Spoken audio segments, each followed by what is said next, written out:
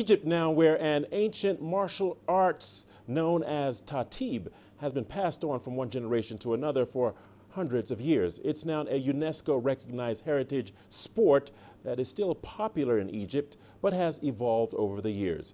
CGTN's Adel Mahrouky has more on this unique sport. Estimated to be 5,000 years old, Tahteeb was one of the most popular sports in Egypt.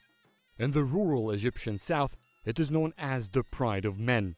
It's a bloody sticks martial art that in ancient times required inflicting serious injury to opponents, often ending in tragedy. There are 8 formations in Tahteeb. There are like kata in karate or styles in kung fu. Pointing systems is based on technique when performing these formations.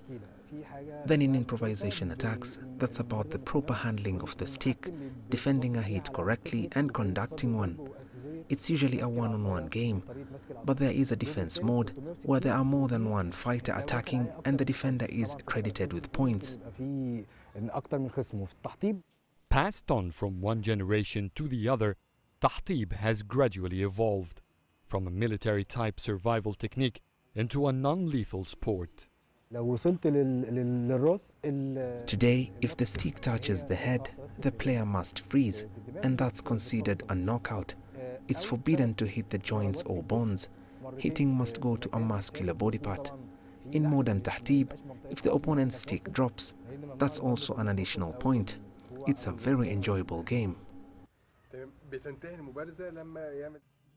In 2016, UNESCO designated it as heritage sport.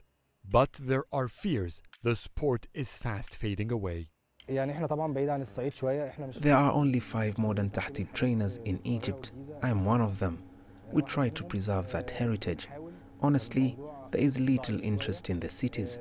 There are still few festivals in Upper Egypt, but there is little interaction between us. Theirs are usually for stage performances.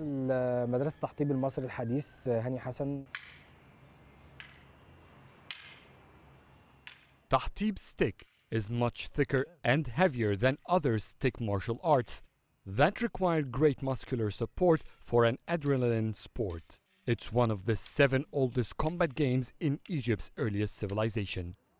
Adel Mahrouky, CGTN, Cairo.